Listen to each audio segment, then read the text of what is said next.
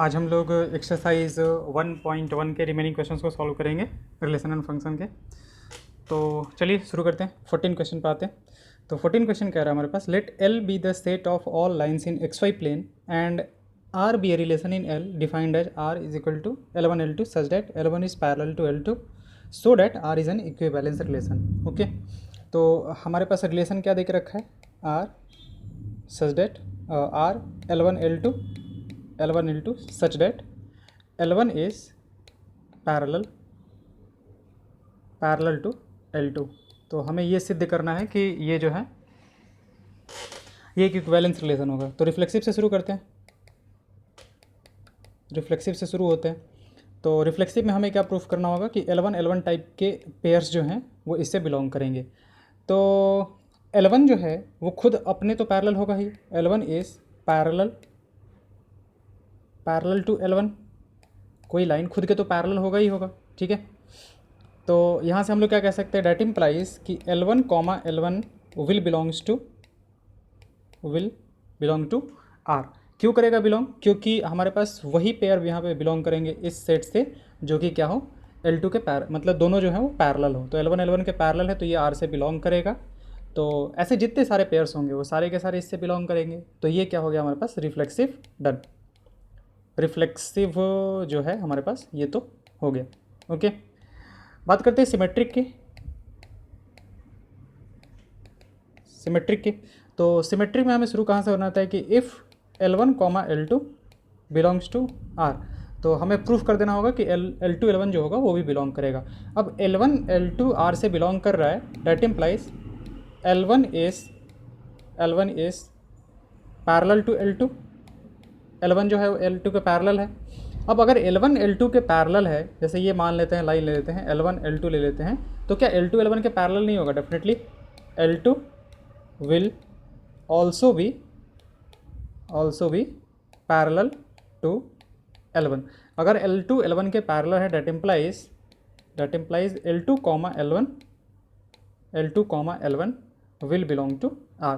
तो हमने शुरू कहाँ से किया था, L1 L2 बिलोंग को R, और हमने प्रूफ कर दिया कि L2 L1 जो होगा वो भी हमारे पास बिलोंग करेगा। तो क्या हो गया हमारे पास, ये सिमेट्रिक भी हो गया। फिर आते हैं हम लोग थर्ड, ट्रांजिटिव प्रूफ करना है। तो ट्रांजिटिव में क्या होगा हमारे पास कि if L1 comma L2 belong to R and L2 comma L3 belongs to R, ये भी बिलोंग कर रहा है, तो हमें प्रूफ करना है कि ये L1 L3 जो होगा वो भी R से बिलोंग करेगा। अब अगर L1 L2 कर रहा है, that implies L1 is parallel to L2। ठीक है, और इसका मतलब क्या हुआ, इसका मतलब हुआ L2 is parallel to L3। L1 L2 के पैरेलल है और L2 जो है वो L3 के पैरेलल है। तो यहाँ से हमारे पास क्या आ जाएगा, इन दोनों को देख के लिखे है, L1 L2 के parallel, L1 is parallel to L2 and L2 is parallel to L3। कुछ ऐसा हो गया हमारे पास, ये L1 है तो L1 जो है वो L2 के पैरेलल है और L2 जो है that is parallel to L3। तो ये लाइन और ये लाइन भी पैरेलल हो जाएगा। That implies L1 comma L3 will belong to R। तो ये क्या हो गया हमारे पास, ट्रांजिटिव भी हो जाएगा। ठीक है, तो इक्विवेलेंस रिलेशन हो गया। इक्विवेलेंस क्यों हो जाएगा हमारे पास, क्योंकि ये रिफ्लेक्सिव भी है, सिमेट्रिक भी है और ट्रांजिटिव भी हमारा प्रूफ हो गया। अब उसने पूछा है कि find the set of all lines related to the line y equal to 2x + 4। Okay, अब एक लाइन है हमारे पास y इक्वल टू 2x + 4। ठीक है, इसका अगर स्लोप देखा जाए तो कितना होगा, अगर हम लोग इसको कंपेयर करें y is equal to mx + c से, तो यहाँ पे m जो होता है वो स्लोप होता है हमारे पास। तो स्लोप कितना है हमारे पास, 2 है। अच्छा, ये स्लोप होता है क्या हमारे पास, ये होता है tan थीटा, जहाँ पे कि थीटा जो होता है वो क्या होता है हमारे पास, angle made by the line with positive direction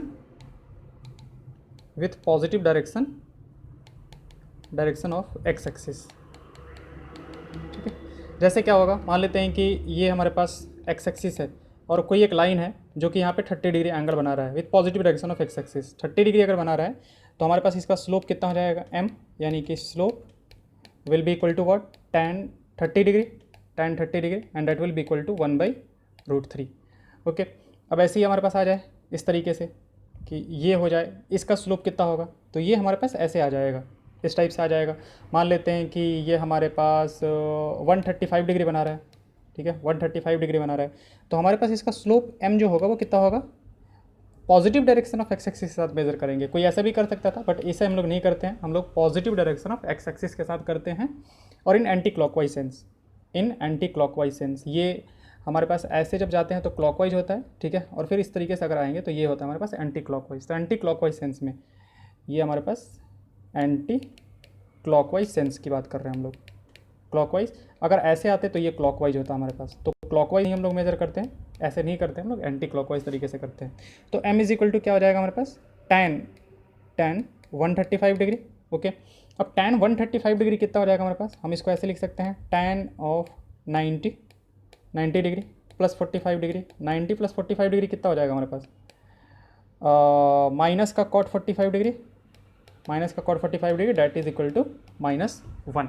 तो इसका स्लोप कितना हो जाएगा हमारे पास, -1 हो जाएगा।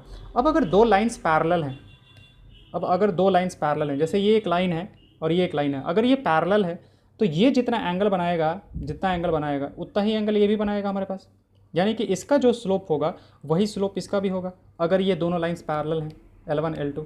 तो उसने बोला है कि हमें क्या चाहिए, y equal to 2x plus 4 के पैरेलल लाइन्स चाहिए। तो y equal to 2x plus 4 ये हमारे पास एक लाइन है, ठीक है।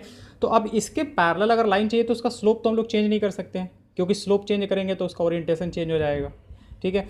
तो स्लोप चेंज नहीं होगा तो चेंज क्या होगा, ये चेंज होगा हमारे पास, यानी कि y is equal to 2x plus 3, y is equal to 2x plus 5, y is equal to 2x minus 10, y is equal to 2x plus 15, यानी कि y equal to 2x plus c type के जितने सारे lines होंगे, y equal to 2x plus c type के जितने सारे lines होंगे, वो सारे लाइन्स इस गिवन लाइन्स के क्या होंगे, पैरेलल होंगे। रीज़न क्या है हमारे पास कि इसका स्लोप जो है 2 है, और जो हमारे पास गिवन लाइन है y is equal to 2x plus 4, इसका भी स्लोप जो है हमारे पास, इसका भी स्लोप कितना हमारे पास 2 ही है, और इसका भी स्लोप हमारे पास कितना है 2 ही है, ठीक है। तो ये हमारे पास tan थीटा का वैल्यू जो है वो कितना है 2 है, यानी थीटा का वैल्यू कितना हो जाएगा tan इनवर्स 2, और यहाँ पे भी हमारे पास थीटा का वैल्यू जो आएगा वो tan इनवर्स 2 ही आएगा। तो ये जितना एंगल बना रहा है positive direction of X axis के साथ उतना ही एंगल ये भी बनाएगा। तो हमारे पास ये ऐसे लाइन्स होंगे जो कि क्या होंगे, इस गिवन लाइन के पैरेलल होंगे। Find all the lines related to line this one. अब रिलेशन क्या है, जो भी इसके पैरेलल होगा, इस लाइन के पैरेलल जो भी होगा वो उससे रिलेटेड होगा। तो हमारे पास क्या हो जाएगा, y is equal to 2x plus c will be related to what, y is equal to 2x plus 4, ठीक है। तो ये हमारा आंसर हो जाएगा, क्योंकि ये क्या है, ये पैरेलल लाइंस का इक्वेशन है। आगे करते हैं, आगे हमारे पास let R be a relation in the set 1 2 3 4 given by R is equal to 1 2 2 2 1 1 4 4 1 3 3 3 3 2। Choose the correct answer. अब देख लेते हैं इसमें क्या क्या है हमारे पास। अब देखते हैं कि R पहला वाला जो ऑप्शन है, R is reflexive and symmetric but not transitive. Reflexive है क्या पहले देखते हैं। तो रिफ्लेक्सिव होने के लिए ये सारे ऑर्डर्ड पेयर आने चाहिए हमारे पास, 1 1 2 2 3 3 4 4।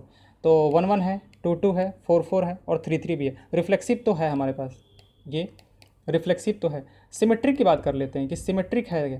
तो ये इसमें और इसमें ये ऑर्डर्ड पेयर जो होते हैं दोनों सेम होते हैं, तो उसमें तो कोई दिक्कत होता नहीं, वो तो सिमेट्रिक भी होता है हमारे पास और वो ट्रांजिटिव भी होता है और रिफ्लेक्सिव भी होता है, ठीक है। तो आते हैं देखते हैं क्या सिमेट्रिक है। सिमेट्रिक का मतलब 1 2 है, तो इसका ऑर्डर्ड पेयर 2 1 है क्या, नहीं, ऑर्डर्ड पेयर 2 1 इसका नहीं दिख रहा है। 1 2 का जो सिमेट्रिक पेयर होगा वो कितना होगा, 2 1 होगा, वो तो हमें दिख नहीं रहा है। इसका मतलब कि सिमेट्रिक जो है वो नहीं होगा। रीज़न क्या है कि 2 1 जो है, सॉरी 2 1 नहीं, 1 2 जो है, 1 2 वो तो हमारा R से बिलोंग कर रहा है, but 2 1 does not belongs to R, ये हमारे पास R से बिलोंग नहीं कर रहा है, तो ये सिमेट्रिक तो नहीं होगा हमारे पास, ठीक है। ट्रांजिटिव की देख लेते हैं, ट्रांजिटिव है क्या हमारे पास। ट्रांजिटिव की बात करें, ट्रांजिटिव है क्या, तो देखते हैं 1 2 है, 2 2 है, 1 2 है, ठीक है। अच्छा, और क्या देख लिया जाए, 3 3 है, 1 3 है, तो हमारे पास यहाँ पे 1 3 भी है, ठीक है। 3 3 है, 3 2 है, तो 3 2 भी है, ओके। 3 2 है, 2 2 है, तो 3 2 भी है, ओके। और क्या रह जाएगा हमारे पास, कोई ऐसा पेयर दिख रहा है क्या हमें जो कि यहाँ पे नहीं है? हाँ, ये 1 1 है, 1 3 है, अच्छा 1 3 भी है यहाँ पे, ठीक है, वो भी है यहाँ पे, ओके। 3 2 है, 3 2 है ही, 1 3 है, 3 2 है, और 1 2 भी है, 1 2 है, 1 2 है, 1 पे 3 2 है, ओके। आई थिंक ये ट्रांजिटिव है, ये जो है ट्रांजिटिव है, क्योंकि ऐसा कोई पेयर नहीं दिख रहा है जो कि नहीं है। जैसे देखा जाए कोई भी उठा के 3 2 देखा जाए, फिर 2 2 देखा जाए, तो 3 2 है हमारे पास, ओके। 1 3 देखा जाए, ये देखा जाए, ये भी है हमारे पास, 1 3 है, 3 2 है, और ये 1 2 जो है वो भी हमारे पास है। इसका मतलब कि ये हमारे पास रिफ्लेक्सिव है, reflexive and symmetric but not transitive, तो बी ऑप्शन जो होगा वो हमारे पास करेक्ट आंसर हो जाएगा, ओके। अगला क्वेश्चन देख लेते हैं। Let R be a relation in the set N natural number given by R is equal to a b such that a is equal to b -2, यानी कि पहला वाला जो है वो दूसरे से 2 छोटा होना चाहिए, ठीक है। And b is greater than 6, दूसरा वाला जो है हमारे पास वो क्या होना चाहिए, 6 से बड़ा होना चाहिए, 6 से बड़ा होना चाहिए, ओके।